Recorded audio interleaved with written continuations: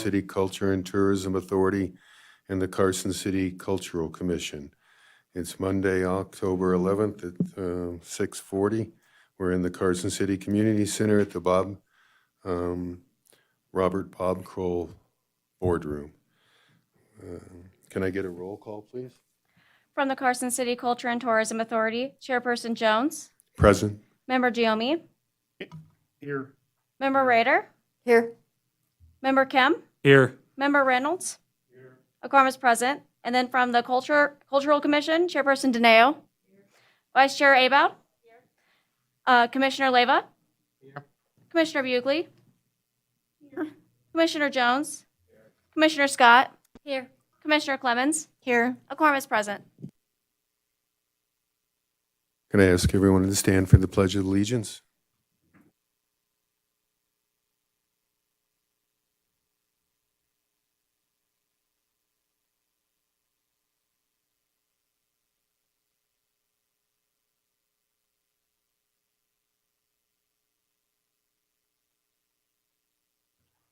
Thank you.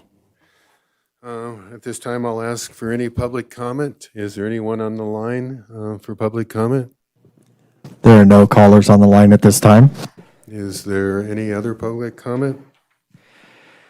Chair Jones, this is Todd Reese, Deputy DA. This isn't really public comment, however, I do need to put this on the record. We're currently in the Bob Kroll meeting room. The meeting was originally scheduled for the Bob Boldrick Theater, however, due to technical difficulties, we're back here in the Bob Kroll board meeting room. Staff has canvassed the area of the theater to look for any public that may be interested in attending this meeting. And at this time, we have not found any public that is interested, that was waiting to attend the meeting. Thank you. Thank you. With that, we'll move on to item 5, discussion and possible action regarding a recommendation to the Carson City Board of Supervisors concerning proposed revisions and updates to the text, goals, and policies of the Carson City Arts and Culture Master Plan. Deborah Sewell, I'll let you take it away.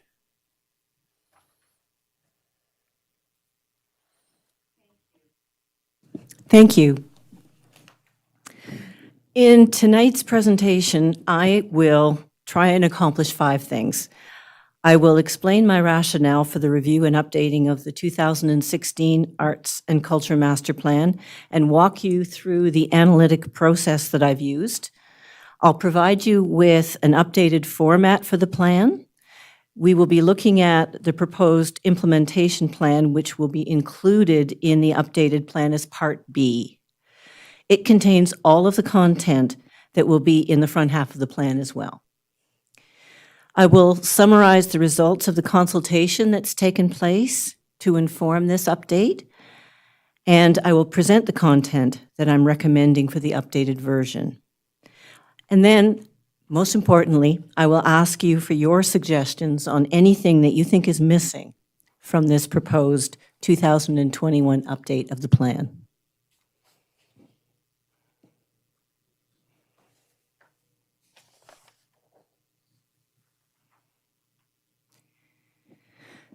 This slide is actually taken from page 2 in the report of your package.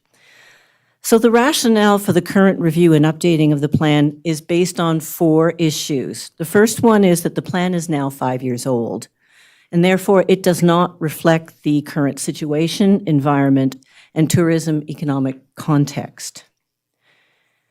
Secondly, the city's recently adopted strategic plan includes implementation of the Arts and Culture Master Plan as one of its priorities. Therefore, it would be strategic for us to have an up-to-date and well-focused plan that we can realistically implement in 5 years to advance the cultural sector.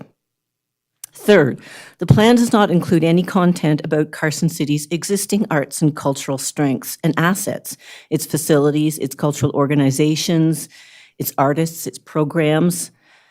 And there's limited content about the consultation process with the community to identify local needs, capabilities, and aspirations. It's essential that our cultural organizations are actively involved in, and that their needs and aspirations are reflected in the directions that we take moving forward in this plan. They are the arms and the legs of arts and culture in Carson City, and they will be central in its implementation. And finally, the plan needs to be restructured so that it can be a tool that we can use, a roadmap to actually guide the implementation process and ensure the evaluation of our progress as we go along.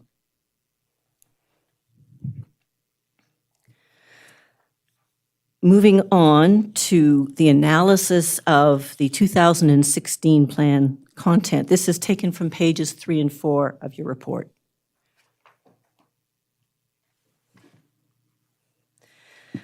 First, I want to note that the review process is in no way intended to be a criticism of the 2016 plan. Every strategic plan is undertaken in its own circumstances and with its own time frame, constraints, and expectations. So the plan itself commences with a list of responsibilities of, at that time, what they called the city's arts agency or staff position.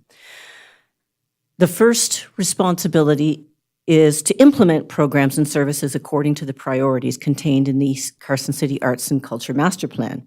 In order to do this, we actually need to prioritize the content of the plan that's already been adopted by the municipality. This should involve the city, the Cultural Commission, the CTA Board, and the community to ensure that there's agreement, ownership, and participation by everyone in the plan's implementation. We also need to identify lead people to implement and any relevant partners who will assist with implementing. And there may be many people who are partners that are already directly impacting or involved in some of the action statements that are listed in the plan. The second responsibility is to be accountable to the city for record keeping, periodic progress, reports, and meeting the schedule of products, programs, and services required in contracts.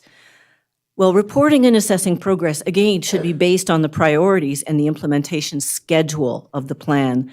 So this should include monitoring progress as well on the individual actions that have been undertaken, as well as long-term goals or objectives. And the next responsibility is being responsible for contracting personnel requirements as well as organizing committees and task forces from the community. Again, these responsibilities need to be linked to the specific goals and recommendations being undertaken in the master plan. The next responsibility is to coordinate the efforts of the city with local cultural organizations, private sector, and other area nonprofit agencies. So cultural sector organizations, the private sector, and nonprofit agencies should be a part of this review process, as I stated earlier. And finally, evaluating and monitoring progress toward meeting the Arts and Culture Master Plan objectives and access tools to track the data and measure the economic impact of culture, arts and culture throughout the community. The current master plan is not structured in a manner that enables that kind of ongoing evaluation. It does not differentiate between the overall goals or strategic objectives, what we're trying to achieve in the long run, and the recommended activities to achieve them. This makes it really difficult to monitor progress since many of the activities in the plan are actually long-term initiatives that will require many steps to get there to achieve. So given these responsibilities and the challenges around them, I'm recommending that we restructure the plan around an implementation table in the following diagram that clearly lays out these elements. I think you've probably all looked at this implementation table in your package.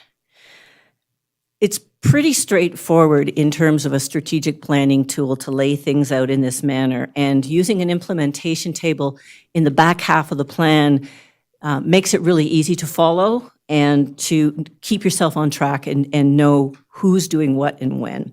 So the first column you'll notice in this plan is that I've taken the opportunity to place strategic objectives on the left-hand column, and these are the objectives that are currently in the front page of the 2016 master plan, with some modifications that I will address. The second column are all the actions from the 2016 plan. And then I've added a number of new columns. The first one is prioritization. Is it a high, moderate, or low priority item? Secondly, scheduling. When will it take place? Within 2001 to 2025. Who should lead the implementation? Other relevant partners in implementation. And then I left a column because this was a tool that I used in the consultation process for people to give comments. And the final two columns in this table are about monitoring and evaluation. So column H, output evaluation of activities, refers back to column B, the actual activities. How are we doing? And those sorts of evaluations are things such as how many people attended a project, activity, or a seminar, actual counts, and evaluations of a specific action. The final column is the evaluation of the overall objectives, going back to column A. And that you do periodically to assess whether or not you're on track with achieving your objectives. Are there any questions with the implementation table format?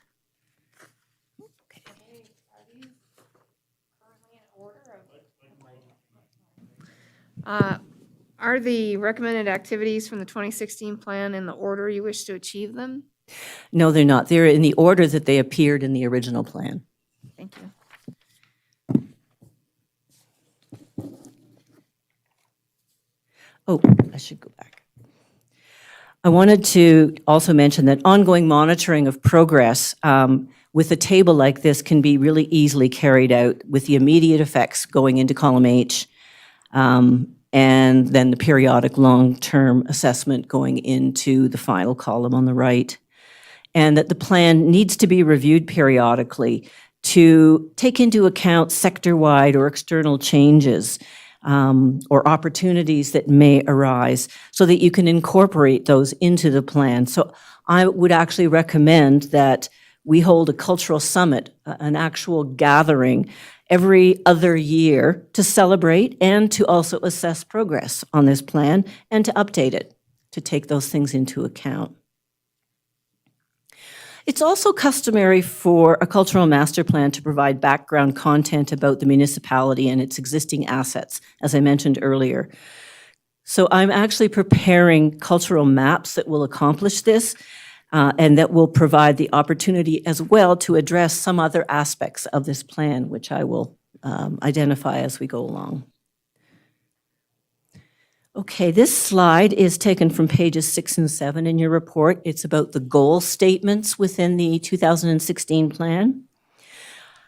Goals are the most important components of any plan. They identify the overall objectives that are being targeted. So when we're considering all of these actions that have been recommended in the plan, they answer the question, why? Why are we doing them? So for example, the action of creating an inventory of our cultural facilities and venues. Why are we undertaking it? Because it is part of the steps necessary to achieve the goal of having cultural facilities and public spaces that enable a wide range of cultural activity and events throughout the city. So it explains. The 2016 plan provides the following 6 overarching goal statements in its introduction. The first is to extend and equalize access. The second is conducting ongoing cultural planning. The third is creating a nurturing cultural environment. Fourth is improving quality. The fifth is preserving cultural pluralism and promoting diversity. And the sixth is promoting aesthetic considerations in local decision-making. Based on a detailed analysis of all of the 49 recommended actions within the 2016 plan, I actually matched each of the actions under one of those 6 goals and aligned them. It became apparent, however, that there are a number of actions in the plan that are not linked to any goal statement whatsoever. And additionally, some of the goal statements are not stated as clearly as they could be for long-term objectives, or as succinctly as they could be for goal statements. Therefore, I'm proposing that the following rewording be undertaken of some of these statements to make them clearer and to capture all of the recommended actions currently in the plan. So these are goals from the next 5 slides from pages 8 and 9 in your report. So the first 2 goals that I looked at were goal 1 and 5. And I realized they're very similar. They're both about preserving cultural pluralism, equalizing access and extending access, and promoting diversity. They could be collapsed into one goal statement that I would suggest be worded as: there are culturally appropriate arts and culture opportunities, events, activities, and materials that reflect the cultural diversity of our community and visitors, including African American, Hispanic, Native American, and other ethnic populations, as well as LGBTQIA community and other special needs groups. The next goal statement: conducting ongoing cultural planning. The CCCC should engage in ongoing cultural planning, from neighborhood initiatives to comprehensive regional planning, and involve broad-based public participation. I think we could be a little bit more succinct on that and just say cultural planning and monitoring of the arts and cultural master plan implementation are ongoing processes with broad-based public participation. The next goal statement is creating a nurturing cultural environment, seeking to support artists, arts organizations, arts-related businesses and audiences through the urban, suburban, and rural communities in and around Carson City, including the development of cultural facilities, artist spaces, information resources, technical assistance and training, initiatives for underserved populations, and infrastructure for new art forms. A lot of that statement is actually part of the action statements. It's not necessary to state all of that in an objective. And it's also talking about 2 different spheres. One is physical spaces, and the other is program goals. That's going to make it really difficult to monitor progress. So I'm suggesting we separate that into 2 goals and be succinct about it. The first one being cultural facilities and public spaces support a vibrant range of cultural activities throughout Carson City. And the second, a wide range of cultural programs, activities, and events and attractions showcase Carson City's unique culture and talent. The next goal statement is about improving quality. And this goal actually refers to programs and events, but it also seems to be talking about supporting and training to continue to advance the capacity of the overall sector. We already have a previous goal statement that is about programs and events.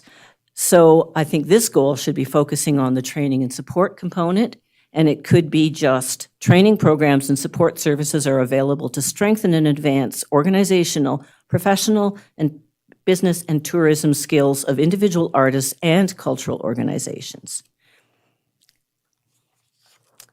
And then we have a goal statement about promoting aesthetic considerations in local decision-making. A plan focuses on the aesthetics of the built environment and urban placemaking, as well as on the role of arts and culture in economic development, cultural tourism, and community problem solving.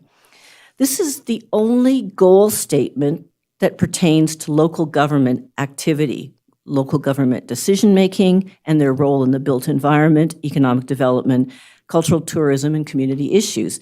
So it's curious that it only mentions aesthetic considerations. I would recommend that this be revised to be worded as: municipal government planning, decision-making, and placemaking incorporates culture as a means to improve quality of life, enhance cultural tourism, economic development, and community problem solving. And finally, there are 2 goal statements that we need to add to address all of those actions in the plan that don't have a goal statement overarching them. The first one is surrounding marketing. It is: effective marketing, promotional, and data tools are in place for cultural organizations, residents, and visitors. And the second one is an objective around funding, which, again, there's no goal statement, even though there are many actions identified in the plan around it. So I'm suggesting adequate funding and resources are available to support a well-functioning arts and cultural sector. To ask a question. Yes, yes.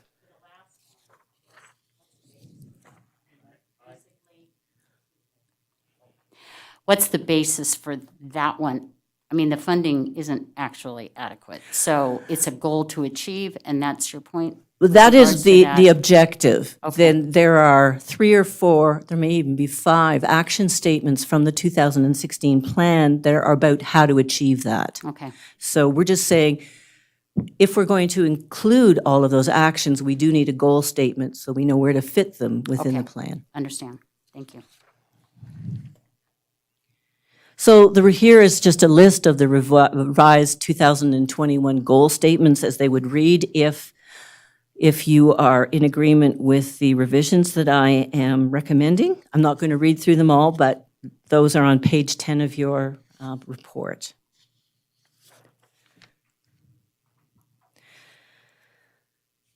This material is from page 13 of your report. Consultation with the Carson City community. So in order to ensure that all stakeholders had an opportunity to contribute to the review and the updating of this plan, consultation was undertaken with 3 stakeholder groups. The first was Carson City cultural organizations, and this stakeholder group included nonprofit organizations, museums, art centers, and organized groups that play a lead role in coordinating and delivering arts and cultural programming events and running facilities in Carson City. We received 13 responses from 16 of these that were invited to contribute to the review of the plan.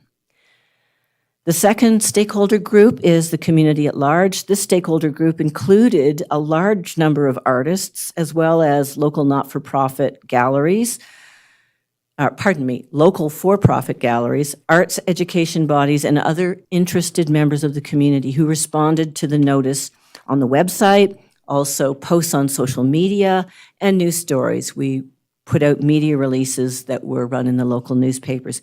And we received 30 responses from this group, and I was actually quite pleased with that, especially given the length and the vigorousness of the input that was required. And the third stakeholder group was lodging properties. This stakeholder group included representatives from Carson City Lodging Properties, and we received 9 responses from this group. This slide is from page 11 and 12 in your report.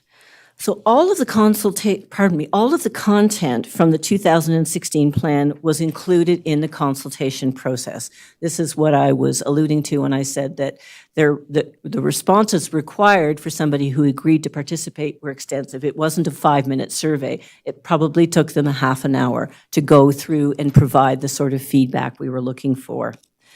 The consultation instruments took the form of the implementation table that I'm recommending we add to the plan. 3 versions of the input forms were prepared.